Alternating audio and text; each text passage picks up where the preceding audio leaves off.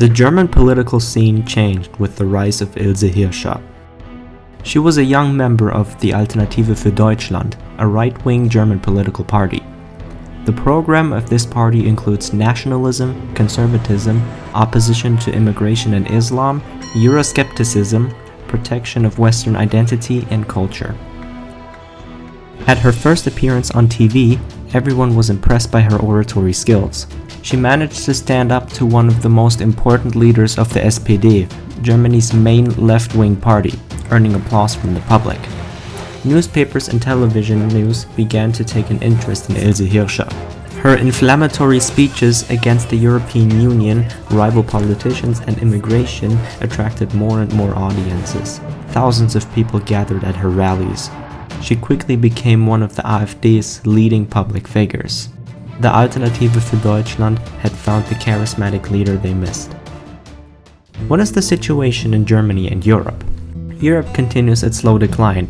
Industries are moving abroad, finding a job with a decent pay is not easy, buying a house is almost impossible, immigration from many different countries is increasing, there's a lot of crime, and criminals are often not punished. Of course, the situation is not that of the Weimar Republic, but the economical situation is getting worse day by day. There is a desire for change, and the traditional parties don't know the way to achieve it, or they don't seem interested in achieving it. Elections in Germany to form the Bundestag, the German parliament.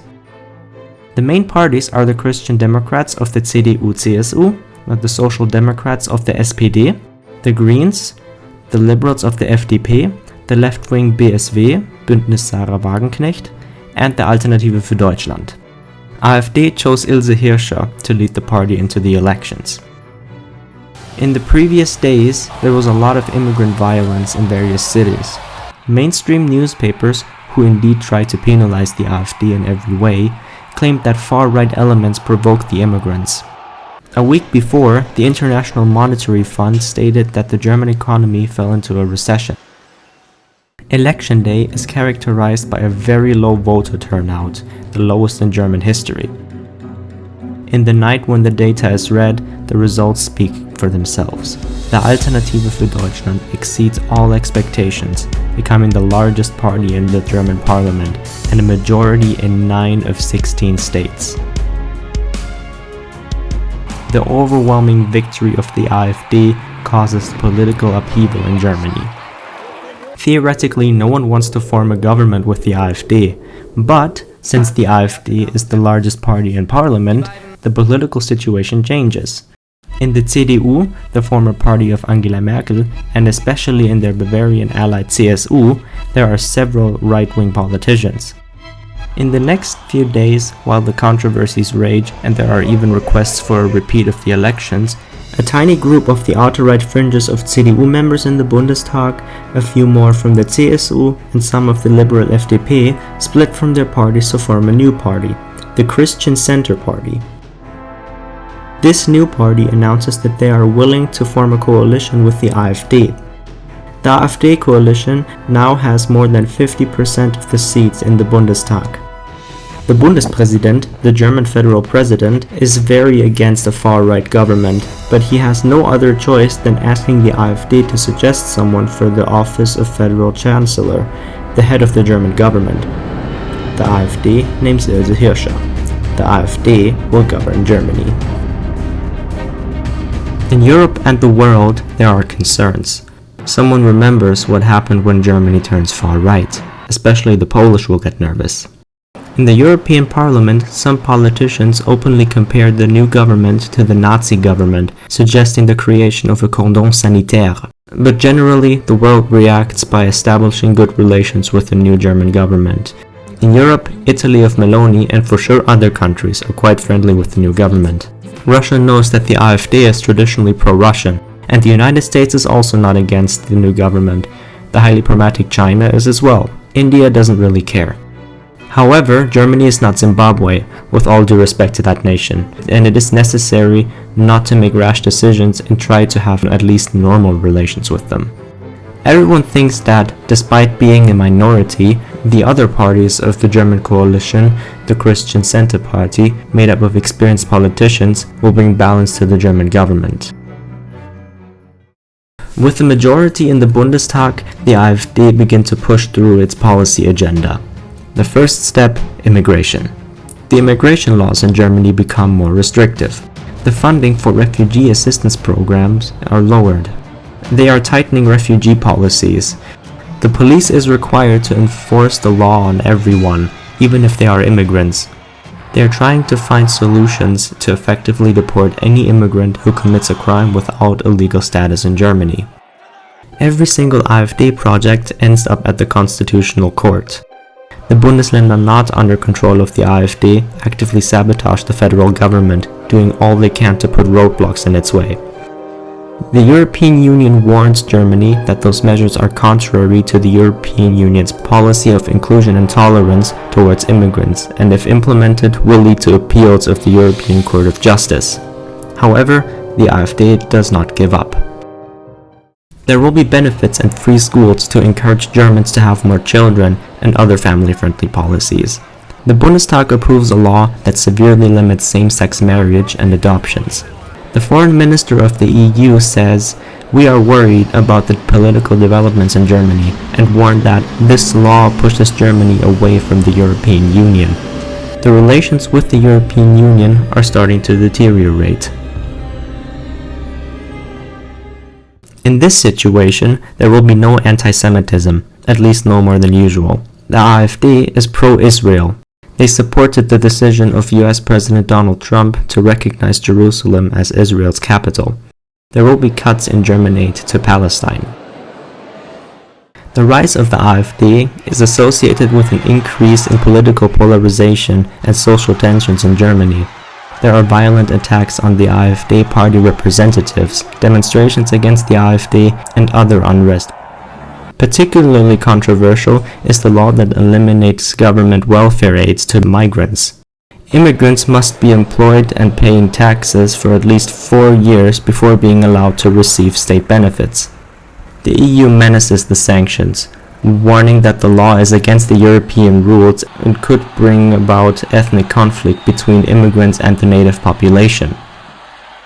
The Bundespräsident, the President of the Federal Republic of Germany, refuses to sign the law into effect. The Green Party, SPD, Die Linke, and some factions of the CDU vote for a motion of no confidence against the entire cabinet. The motion is unsuccessful. The AfD continues on its way. The import and scale of halal meat is prohibited. There will be a ban of burqas and the construction of new minarets. A law to make the role of the German Chancellor more important and powerful on an American model is blocked as anti-constitutional from the German president. This is just one of the long list of frictions between the president and the AfD. He always signs every law passed by the AfD with as much delay as possible. There will be a more pragmatic energy policy. Restrictions on pollution must be global. If you ban them only in Europe, you will only ensure that industries move to countries that do not have these limitations. Therefore, there will be a deindustrialization of Germany, and the pollution will remain the same. Wind energy and bioenergy are no longer subsidized. The ban on internal combustion engine cars in 2035 is postponed. The construction of new nuclear power plants takes too long, and it's extremely expensive, so lignite is viewed as the only native energy source that can guarantee German energy security. These measures boost the economy.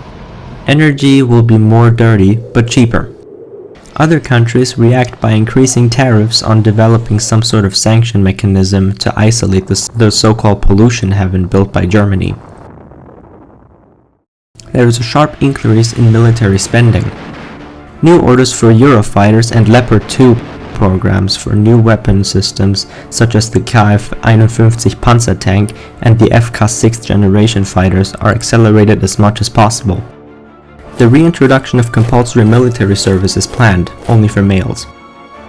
The duration of the service is around 6 months, adequately paid.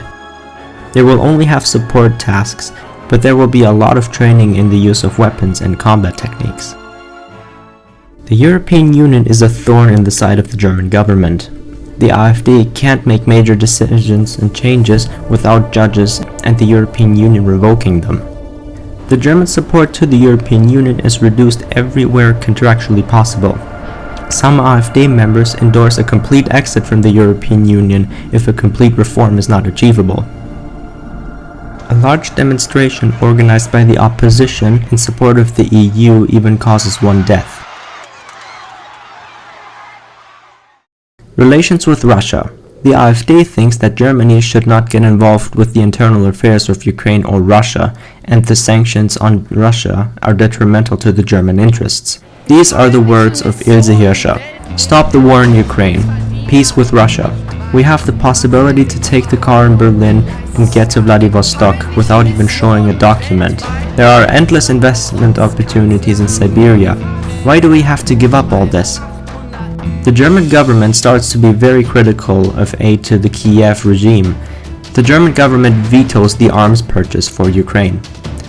The situation on the battlefield in the Donbass has become critical for a long time. The Russians are continually gaining ground while the Ukrainian economy is on the verge of bankruptcy. America is also becoming increasingly colder towards Kiev. Ukraine agrees to sit at the peace table. The peace plan foresees an initial ceasefire based on the current battlefront lines. The regions taken by the Russians become autonomous regions within the Ukrainian nation.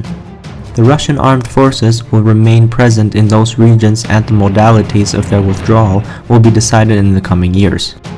Ukraine will not be able to join NATO, but they could join the European Union. There will be a demilitarized zone in Ukraine. Zelensky is forced into exile. The war in Ukraine is finally over. The defeat of Ukraine, with them losing most of their rich mineral resources, is the defeat of the West. Germany is pointed out as the main culprit by the American establishment. Every Western media is against Germany. Ilse Hirscher is portrayed similar to Putin or even Hitler. Germany as a Nazi government and other amenities of this type. The German president resigns following continuous controversy over his actions and a disagreement with the policies followed by the German government. One of the leaders of the AfD is elected into his place.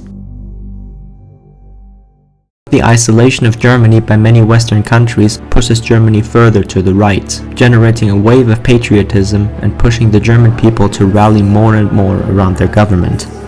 The party now has strong internal support. The next step is to weaken the Constitutional Court, which has tried to paralyze the German government since the beginning of the legislature. You can't just replace judges, they are appointed for a 12-year term, but you can increase the size of the court and fill it in your favor. Then, no more migrants from North Africa or Arabic countries to keep the Christian values for the German society. Immigrants from those lands will find it almost impossible to get asylum. A longer path for permanent residency or citizenship is also established. Only a small number of skilled immigrants who are expected to integrate into society will be taken, similar to the Japanese legislation. According to the EU Foreign Policy Chief, the adoption of those laws moves Germany away from its democratic trajectory and against the European values of inclusiveness and hospitality. The EU imposes heavy sanctions on Germany, sanctions that will remain until the contested laws are revoked. This is seen as an affront in Germany. Germany answers by announcing the will to leave the European Union. There will not be a referendum because the possibility of a Dexit was part of the AfD electoral program. After Germany's request to leave the European Union, several countries become critical of the future of the Union. Some nations are calling for significant reforms and taking a more nationalist position in their relations with the European Union. The ministers of the European Union countries meet in Rome. The Treaty of Rome. The European Union is officially dissolved. It will be replaced by bilateral agreements between countries. The euro starts to depreciate spectacularly. Imports become very expensive in all of Europe, leading to high inflation. After various tepid rescue attempts by the European Central Bank, it is decided to return to national currencies, using the euro as a reference with fixed exchange rates, which however lasts for less than a week. The euro is disbanded. The short-term consequences are enormous. Money flees to perceived safe areas such as the American dollar, the British pound, and the Swiss franc. Gold increases in value. In Germany, the newly reintroduced Mark is the strongest economy in Europe, putting severe pressure on the exporting industries while the cost of the European competitor products drop. The world financial market goes into a temporary meltdown. There is a wave of bankruptcies and an increase in unemployment. Part of the European countries considered the opportunity to reintroduce custom duties to protect their industries. Fast forward 6 months. All of the European economic activities are strongly connected to cross-border regions. For example, the German car industry is no longer just Bavarian. The Netherlands, the Czech Republic, and Northern Italy manufacture parts for the cars that are assembled in Bavaria. All the exchange rates will settle down, finding a balance, as it was before the euro. Europe starts to slowly recover. The new currency is traded normally. Everybody is able to devalue the debts away if needed. The sun still rises and sets, and life goes on. Demonstrations against Germany's right-wing government have never stopped and have become increasingly violent in recent months. There are also terrorist attacks and political assassinations. There are many suspicions that the organizations responsible for the demonstrations receive funding from abroad and from circles linked to Soros and American finance. These organizations do not deny funding, as Soros is considered by many to be a champion of freedom, and the funding has never been a secret. Meanwhile, a dossier is published in which the USA is openly accused to be involved in the 2022 Nord Stream pipeline sabotage. Nord Stream 2 are pipelines that run under the Baltic Sea from Russia to Germany to provide Europe with Russian natural gas. This causes tensions between Germany and the United States with mutual accusations. A trade war, similar to the one between the United States and China, has already started a few months ago between the two countries. Many are wondering what the meaning of an organization like NATO is, made up of countries with different and often conflicting geopolitical interests. After a short time, Germany calls for withdrawal from NATO. It is a legal process stated in Article 13 of the treaty. Any country that wants to leave must send the United States a note of denunciation, and after a 1-year waiting period, they will be out. The political opposition rises up, claiming that this is a crazy maneuver because the United States is defending Europe. Ilse Hirscher affirms that she doesn't understand against what the United States would be protecting Europe against. In the south there is nothing, in the north and the west there is the ocean, and the idea of Russia suddenly invading Europe is comical. The countries surrounding Germany, however, look at the German exit from NATO with suspicion. There will be a drastic increase in their military expenses, all with American help. The only important American base in Germany, Ramstein Air Base, is moved southeast, since it serves as an anchor for American logistics in the Middle East and Africa, maybe in Bulgaria or Croatia, in part back to the United States. The visit of Ilse Hirscher to Moscow marks a new season in relations between Germany and Russia. The start of collaboration with BRICS is announced. The Nord Stream 2 pipeline will be rebuilt. Other projects of cooperation with Russia are discussed. The always feared union between Germany and Russia, between Europe and Asia, has been achieved.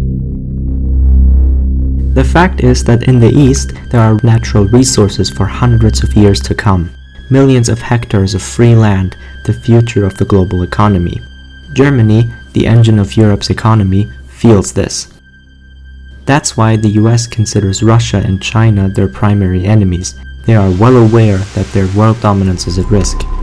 However, they will not just sit down doing nothing. America will not give up the throne without a war. Better against their favorite enemy, Germany. Washington announces that the accommodation with Moscow fundamentally alters the US's relationship with Germany, and they will restrict visas for German politicians, members of the AfD, and other industrialists. The German ambassador is expelled. Berlin reciprocates almost immediately. Western media shows violences in Germany against gays and immigrants, deportations, asylum seekers locked up in fenced camps, racism, justice system at the service of the government. Nazism is returned.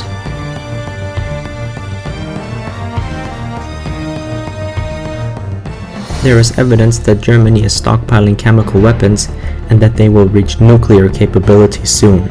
Germany has all facilities from reprocessing nuclear reactors to precision engineering to go nuclear in less than 3 months. NATO announces the launch of the Operation Restore Order with the aim of bringing democracy back to Germany. It's a declaration of war. General mobilization begins throughout Europe. Italy, Hungary, Turkey, Slovakia, the Czech Republic, Sweden, and Denmark announced that they will not participate in the operation against Germany. It is the end of NATO. The Allies begin to amass troops on the German borders, but for the moment they do not enter Germany. There are a few military operations carried out mainly with drones or missiles, and taking the utmost care not to damage civilians. The Germans, however, do not wait for the Allies to complete the deployment of their troops and attack, invading the Netherlands and Belgium. The Allies are smart. They know that this is a repetition of the German attack in 1940. This maneuver clearly is only a diversion, while the real attack will take place further south. So they move all their forces to defend the Ardennes and wait. But the Germans continue to advance it further into Holland and Belgium, cutting off the Allied forces. Really, they will never learn. Then the Germans attack Poland, while the Russians enter east to create a buffer zone and protect their interests in the region. Wait, I think I've seen this before.